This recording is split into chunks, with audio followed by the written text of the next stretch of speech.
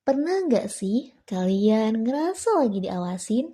Bukan cuma perasaan paranoid pas lagi sendirian, tapi benar-benar ngerasa ada mata yang nggak pernah berkedip, ngikutin setiap langkah, bahkan berusaha menembus ke dalam isi kepala kalian.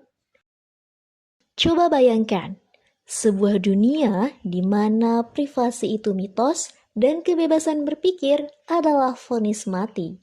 Inilah dunia yang dibangun George Orwell dalam mahakaryanya yang berjudul 1984.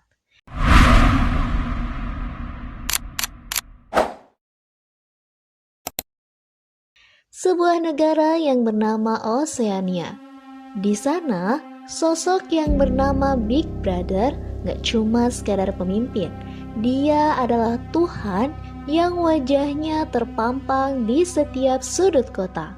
Lewat telescreen yang gak pernah mati, negara memantau kalian 24 jam non-stop.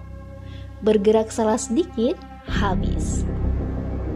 Tapi, yang paling gila bukan cuma pengawasannya, melainkan bagaimana mereka mengontrol cara kita berbicara dan cara kita berpikir.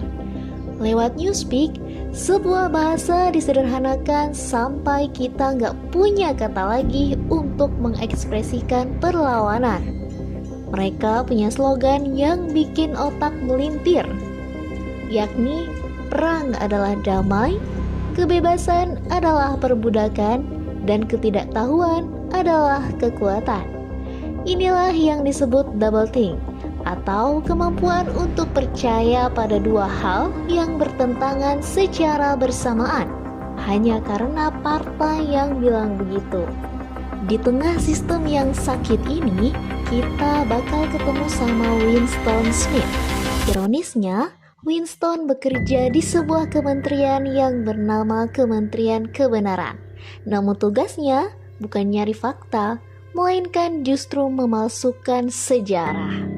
Kalau pemerintah hari ini bilang musuh kita adalah A, Winston harus hapus semua catatan lama yang bilang musuh kita adalah B.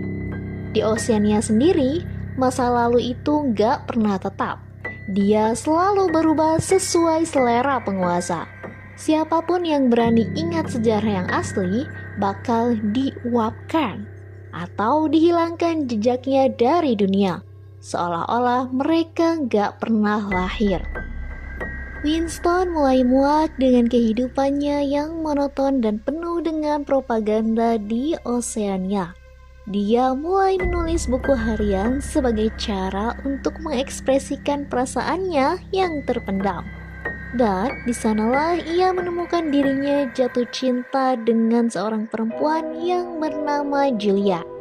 Bersama, mereka mencoba mencari sisa-sisa kemanusiaan di dunia yang sudah mati rasa dan kehilangan makna. Namun, di sistem yang sesempurna Oceania, tidak ada ruang untuk pembangkangan atau kebebasan individu.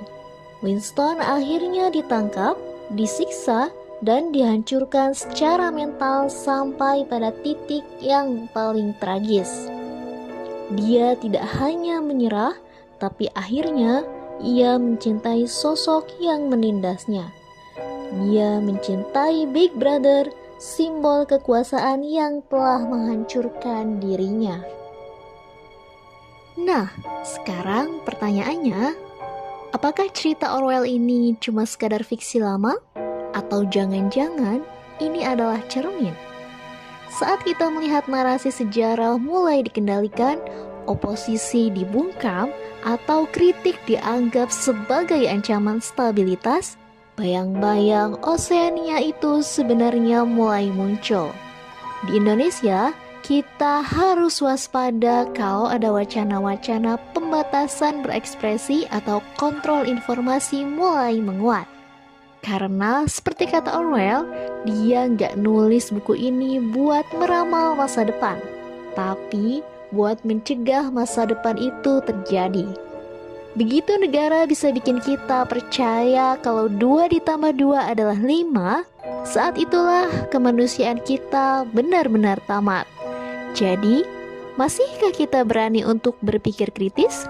Karena di dunia yang penuh kebohongan, menceritakan kebenaran adalah sebuah tindakan revolusioner.